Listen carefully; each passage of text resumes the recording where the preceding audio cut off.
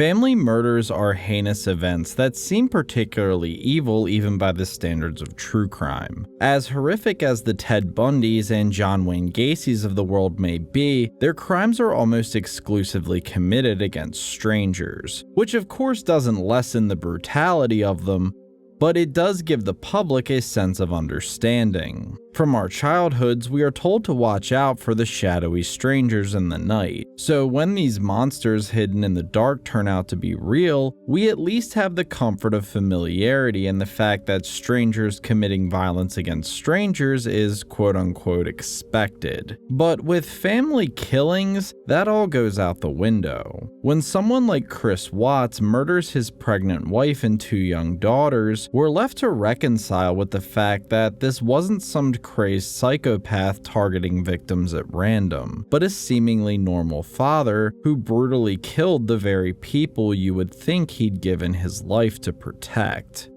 Jeffrey MacDonald was a physician with the U.S. Army. Born in Long Island, New York on October 12, 1943, and raised in a strict but loving household. In school, Jeffrey was a popular kid who got along well with all of his classmates. At Pechog High School, he was student council president, prom king, voted most popular, and voted most likely to succeed. So basically his high school experience was the complete opposite of mine. If there was a poster child for successful students with limitless potential, Jeffrey was it. His combination of brains and boyish good looks made him a hit not just with teachers and friends, but with the young ladies he attended school with as well. One particular girl who fell head over heels for Mr. MacDonald was Colette Stevenson. Colette was born on May 10, 1943. She was an energetic and happy child who loved dancing and, like most little girls, hanging out with her friends.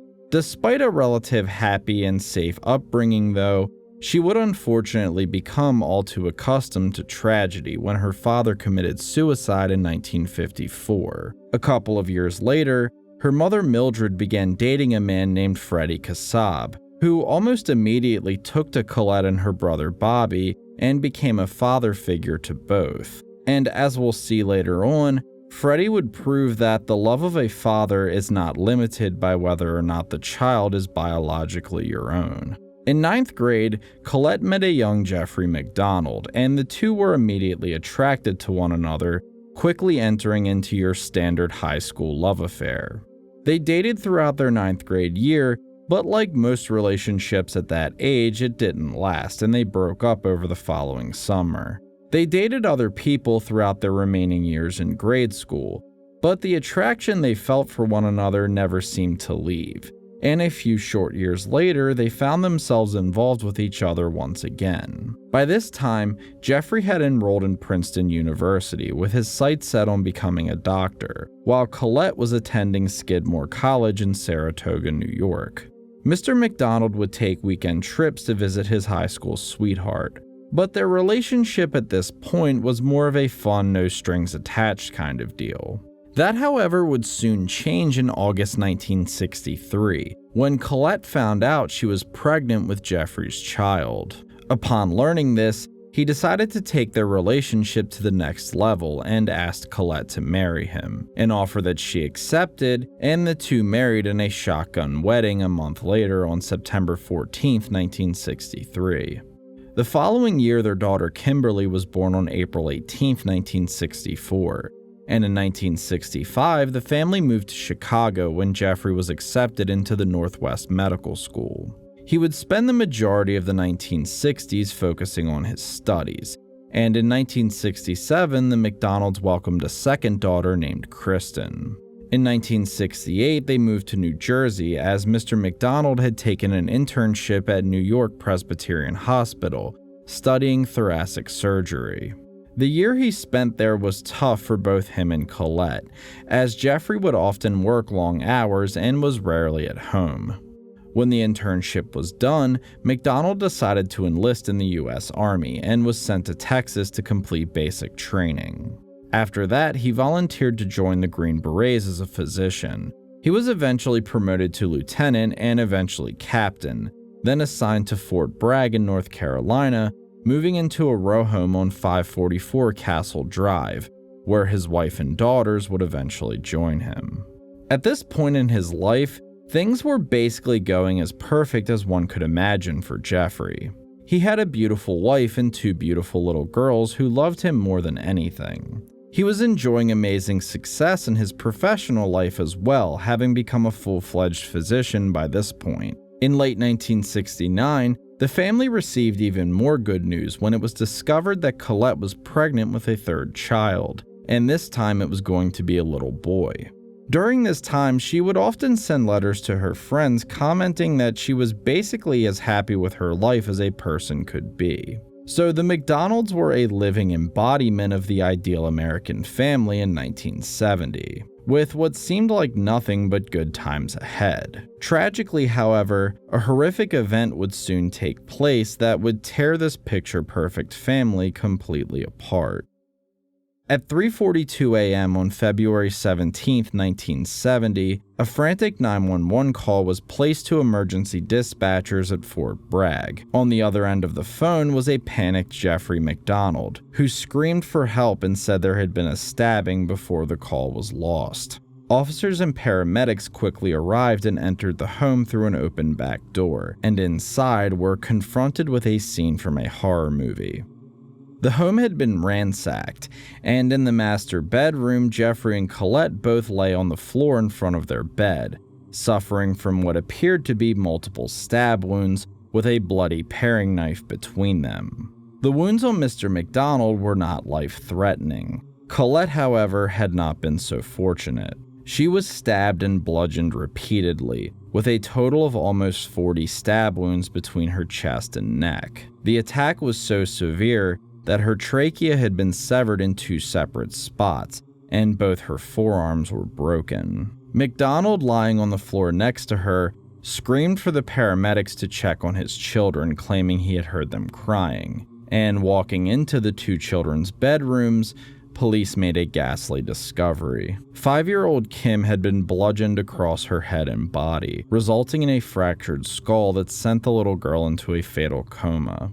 Across the hall, 2-year-old Kristen was found lying in her bed with her baby bottle still near her mouth. She had been stabbed almost 50 times across her body and head.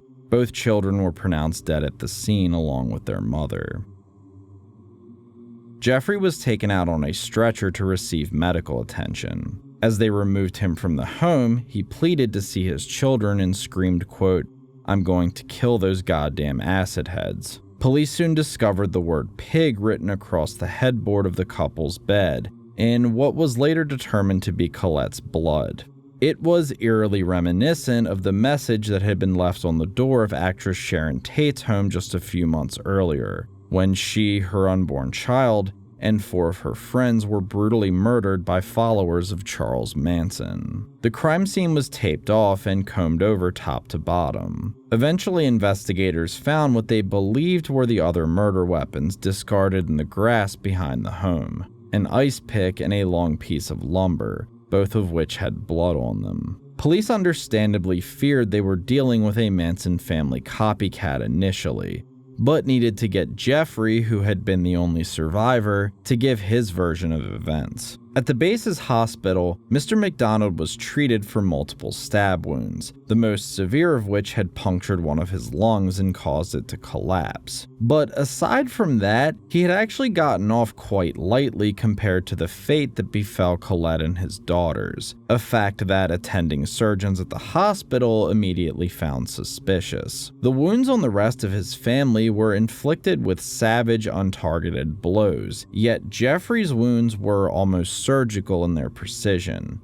with each stab seemingly placed in a spot to avoid the damage being fatal. It was certainly possible that Mr. MacDonald had simply gotten lucky, but the idea of someone attacking his family in such a cruel and brutal fashion, yet being very careful and precise with how they wounded him, was odd to say the least. Police came and interviewed him while he was recovering and asked for his version of events. Jeffrey claimed that after his daughters had gone to bed, he and Colette had stayed up to watch television and that she had gotten tired early and went to bed. Around 2 a.m., Mr. MacDonald said that he washed dishes and went into his bedroom, where he found 2-year-old Kristen sleeping with her mother. He went to lay down only to discover that his daughter had wet his side of the bed, and decided that he didn't want to wake Colette to change the sheets, so he put Kristen to bed and grabbed a blanket from her room, then went back to the couch to lay down. Later that night, he was awoken by the screams of his wife. As he got up from the couch, he was attacked by 3 men, 2 of whom were white and the other who was black.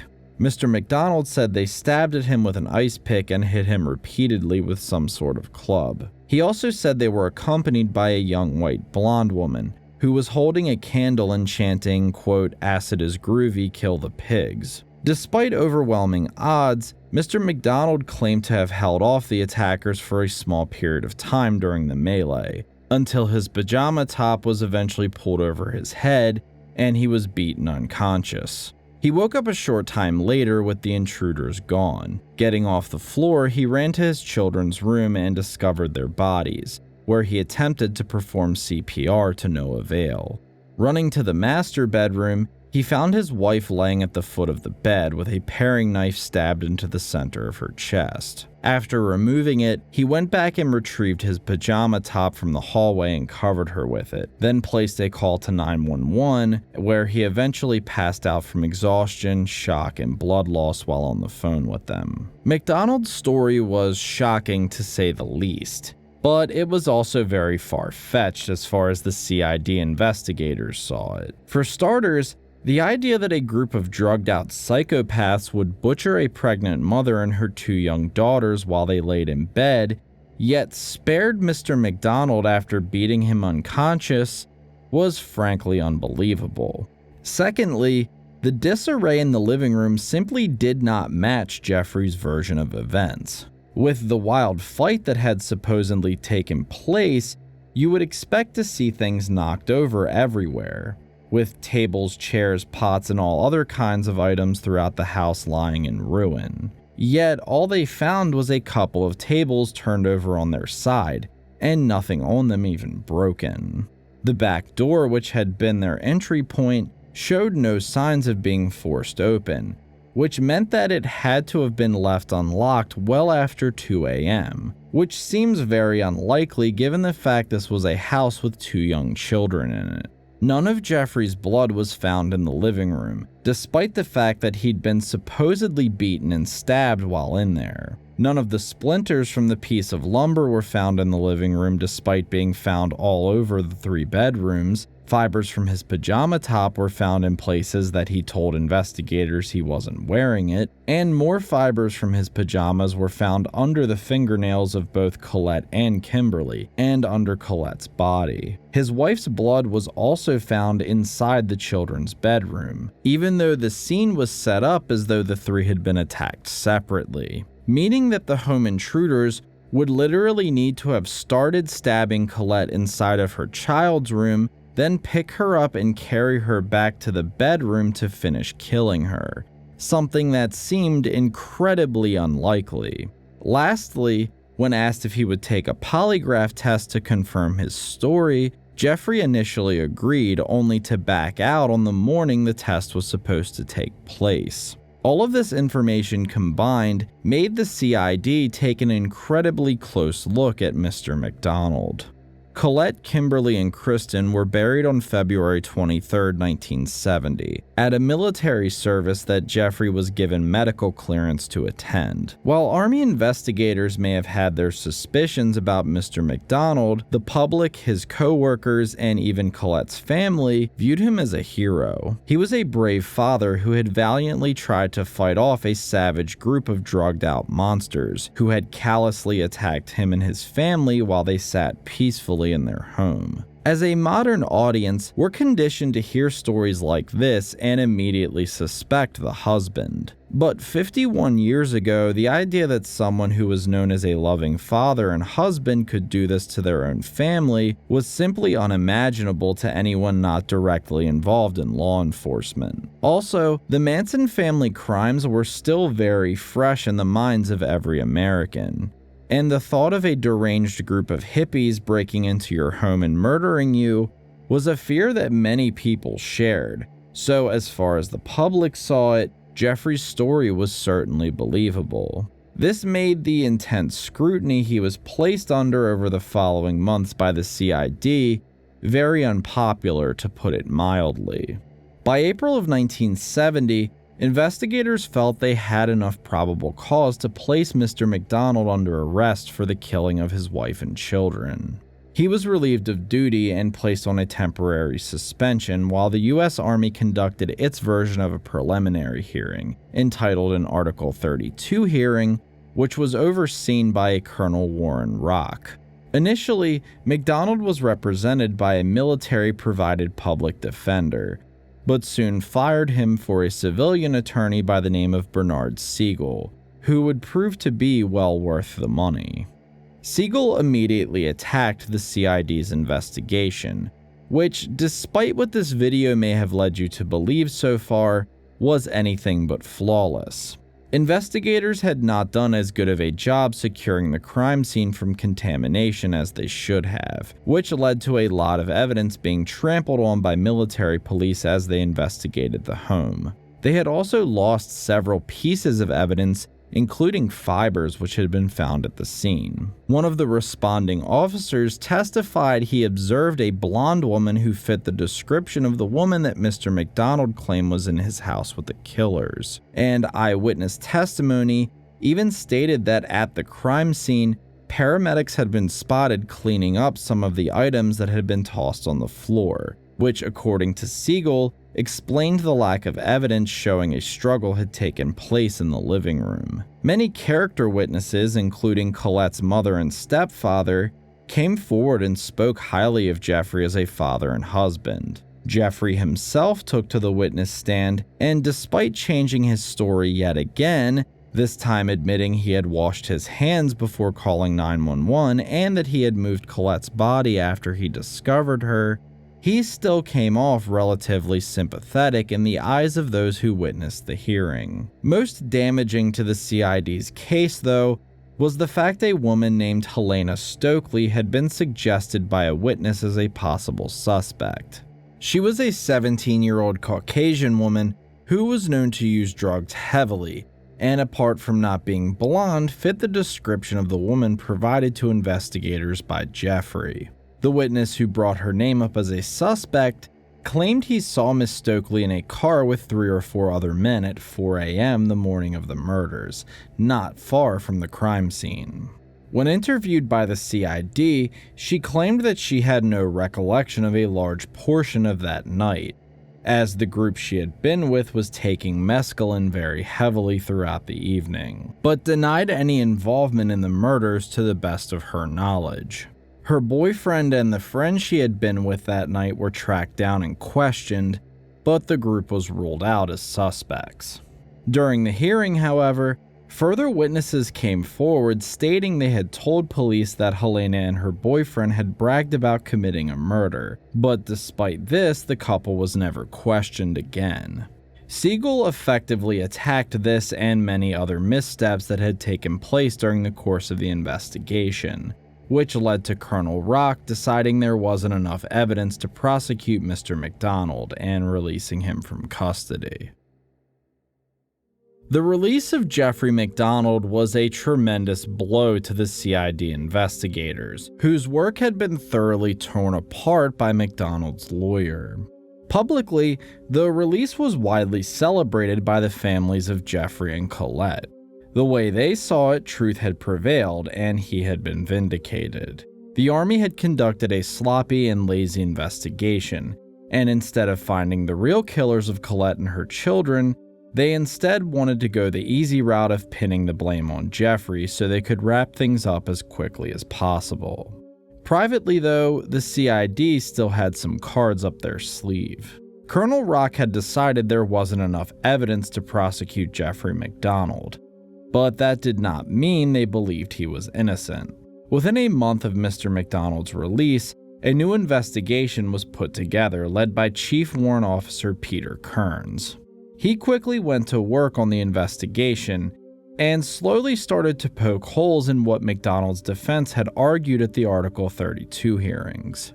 For starters, while it was undeniable the CID had made some grave mistakes during their initial investigation of the crime scene, he determined that the impact these mistakes had on the investigators' conclusions was grossly exaggerated by Mr. MacDonald's attorney. Despite their failure to secure the crime scene in a satisfactory manner, there was still an overwhelming amount of physical evidence suggesting that Jeffrey's version of events was not true. The degree to which paramedics had cleaned up the apartment was also believed to be greatly overstated by Mr. Siegel, and in Officer Kern's opinion, was not sufficient in explaining the lack of evidence a struggle had taken place in the living room. Finally, Miss Stokely and all of the other potential suspects that were suggested by both MacDonald's lawyer and other witnesses were determined to have no evidence linking them to the crime scene. The challenge for Kearns and the CID would soon become greater, though, as Jeffrey would soon be legally out of their reach. Mr. MacDonald requested an honorable discharge from the U.S. Army shortly after the Article 32 hearing was concluded, citing the mental trauma of his family's murder. The request was granted in December of 1970, but over the course of the months leading up to his discharge, Jeffrey acted like anything but a grieving husband. Not even 2 months after the murder of Colette and his daughters, MacDonald began dating a woman who worked with him at Fort Bragg. Additionally, friends and coworkers said that Jeffrey rarely spoke of his wife and children, but chalked this up to him just being a man who dealt with his grief differently. Freddie Kassab, Colette's stepfather, also saw his support of Jeffrey begin to wane. In the months following his son-in-law's release, he had repeatedly asked Jeffrey to get him a copy of the Article 32 hearings transcripts, as he and his wife had only been present for their one day of testimony and wasn't privy to everything that had been discussed. Freddie loved Colette like she was his own daughter, and while he was happy Jeffrey had been vindicated, he was still intensely focused on the people who murdered her and his granddaughters being brought to justice. However, his requests were stonewalled by Mr. MacDonald, who basically tried to convince him to just drop the whole thing. Jeffrey's attempts to almost sweep what happened to his family under the rug went from annoying his in-laws to outright angering them. After he was no longer in the military, Jeffrey quickly looked to capitalize on the attention his case had gained in the public. He made several appearances on radio and television shows, but instead of being the grieving father pleading for the ones who'd killed his family to be brought to justice, Mr. MacDonald took the opportunities to attack the CID and the U.S. Army for their unfair treatment of him. For Mildred and Freddie, the last straw was an infamous appearance that Jeffrey made on the Dick Cavett show, in which he barely mentioned his wife and children and took the opportunity to crack jokes with the audience and once again rail against the U.S. Army. His lack of emotion was so disturbing to the television host that in later interviews he would recall it as one of the most chilling moments of his long career. Freddie Kassab, on the other hand, was absolutely incensed. What he saw was Jeffrey making a complete mockery of Colette, Kimberly, and Kristen's memories, and he was determined that if Jeffrey MacDonald wasn't going to fight to bring them justice, then he would. Done with the stonewalling by MacDonald, Mr. Kassab went to the U.S. Army himself and requested a copy of the hearing transcripts, which were delivered to him in February of 1971. And for the first time, he and Mildred were able to see the dozens of inconsistencies in MacDonald's story, as well as the very damning story the physical evidence told. After combing through the transcripts and reading all of the information they contained, he and his wife were becoming convinced that Jeffrey had in fact been the perpetrator of his family's murder. These suspicions were confirmed in Freddie's mind after he visited the crime scene for several hours with permission from the CID and tried to recreate the steps MacDonald had gone through that night in the time frame he claimed they had happened. Unable to do this, he walked away 100% sure that Jeffrey MacDonald was the murderer, and with a newfound determination to bring him to justice. During this time, Mr. MacDonald was blissfully unaware of the newfound suspicion his in-laws had now discovered for him. He returned to civilian life and took a job as an emergency room physician in Long Beach, California. Here, he rented an expensive condo to live in and was known to have something of a playboy lifestyle, with young women often coming to his apartment and staying the night with him. However, while MacDonald was having the time of his life, there were others out there determined to finally make him answer for the killings of Colette, Kristen, and Kimberly. Officer Kearns had presented his final report on the MacDonald murders just before his retirement from the Army in 1972, in which he recommended charges be filed against Jeffrey. This was unfortunately no longer possible though, as MacDonald was now a civilian and out of the jurisdiction of military courts, meaning that if charges were to be filed against him, they would need to convince a judge in civilian court that the case was worthy of prosecution. The first legal maneuvers against MacDonald were made by Freddie Kassab, when he hired attorney Richard Kahn and filed a civil complaint with the Department of Justice in 1972, asking the Federal Bureau of Investigation to reopen the case. The FBI, however, refused the request, likely because they didn't want to appear as though they were second-guessing the CID, who had ruled there wasn't enough evidence to bring the case to trial, despite their private feelings to the contrary. Soon after, Mr. Kassab formed a friendship with the now retired Peter Kearns, who relayed his team's findings to him and Mildred, which furthered their determination to try and bring the case to trial.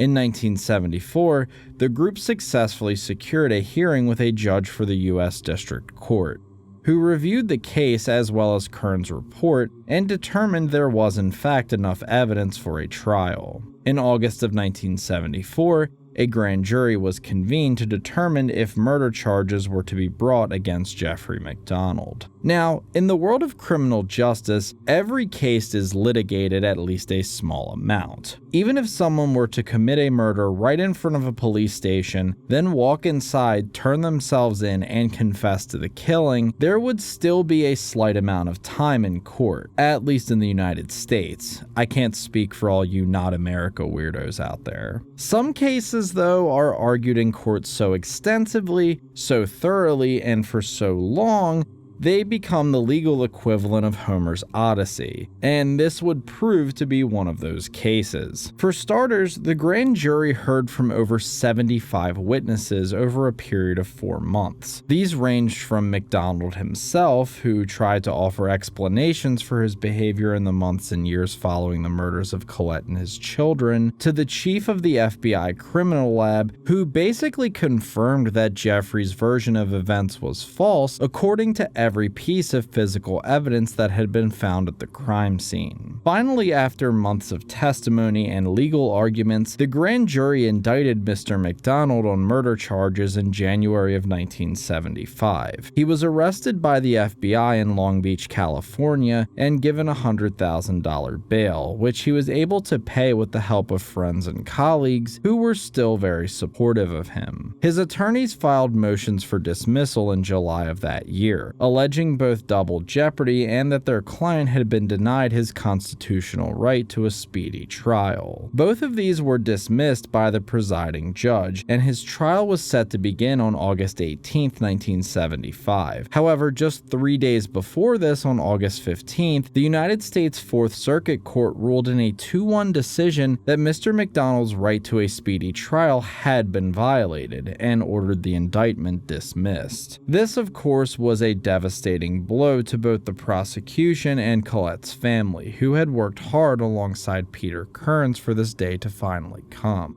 Not to be deterred, however, the government appealed the court's decision to the United States Supreme Court. The case was argued in front of them, and almost 2 years later, in May of 1978, the court led by Chief Justice Warren Burger ruled 8-0 that legally you can't say a person's right to a speedy trial has been violated until the trial actually takes place, and reinstated the indictment.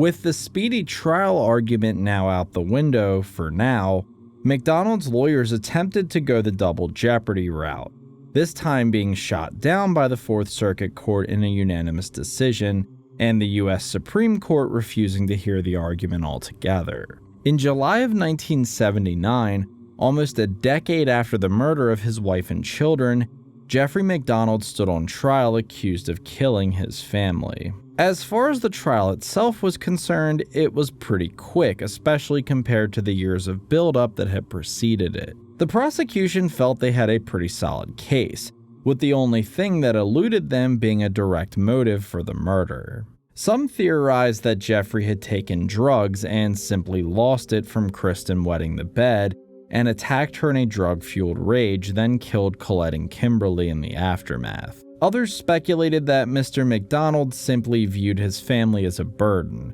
and wanted to get rid of them so he could enjoy a bachelor's lifestyle like he would end up having in the years following the murder. The story the physical evidence told, though, very much pointed to Jeffrey as the culprit. For the defense's part, they once again tried a similar strategy to what they had done in the Article 32 hearing, arguing that crime scene contamination had essentially ruined all of the physical evidence and it was no longer trustworthy. They also brought in Helena Stokely as a witness, and attempted to force a confession from her on the witness stand like they were taking part in an episode of Law & Order. This ended up backfiring, as Helena adamantly rejected the insinuation, and even accused MacDonald's attorney of trying to bribe her for admitting guilt in the murders. After just 5 weeks of courtroom drama, the jury deliberated for 6 hours and came back with their verdict: guilty of first-degree murder in the death of 2-year-old Kristen, and guilty of second-degree murder in the deaths of Colette and 5-year-old Kimberly. The judge handed down 3 life sentences, which were to be served consecutively, with a possibility of parole after 25 years. However, this was not the end of the legal battle over Jeffrey MacDonald's case, not even close. In a stunning turn of events, the following year in July of 1980, the 4th District Court once again sided with Mr. MacDonald in a 2-1 decision, and determined his constitutional right to a speedy trial had been violated, striking down his conviction. Jeffrey was released from prison and even returned to work as a chief physician at St. Mary's Medical Center in Long Beach. In March of 1982, this decision was again appealed to the United States Supreme Court, and yet again they ruled against Mr. MacDonald. He was then returned to prison again, with his attorney filing yet another appeal alleging evidence suppression and judicial bias on the part of the judge who had sentenced Mr. MacDonald. Both these appeals made their way through the legal system, all being met with rejection, until they once again found themselves on the desk of the US Supreme Court, who upheld all the lower court's rulings, keeping MacDonald locked away in prison. Jeffrey now resides in the Federal Correctional Institution in Cumberland, Maryland, and has continued to file dozens of appeals in his case in the decades since. Now 77 years old, it is very unlikely Mr. MacDonald will ever see the light of day again, meaning he will likely die in prison, still maintaining he is an innocent man. Freddie and Mildred Kassab both passed away in 1994. Before he died, Freddie recorded a message that he requested to be played at any potential parole hearings Jeffrey may have in the future. A simple plea from a heartbroken family that the man who murdered their beloved daughter and grandchildren never be allowed to walk the streets again. I think we can all agree that Mr. Kassab's endless determination to see Jeffrey brought to justice proves above all else that a father's love is not limited by blood. If you are interested in true crime, criminal justice history, or mysterious stories from around the world, consider subscribing so you can be updated whenever we post something new. If you want to support the channel and get behind the scenes access to our videos as well as a production credit, feel free to sign up on our Patreon page. A link will be available in the description and on our channel page. Also, don't forget to check the pinned comment on all of our videos for any corrections or additional information that we have regarding the case that was covered. This is Crime Spot, and thank you for watching.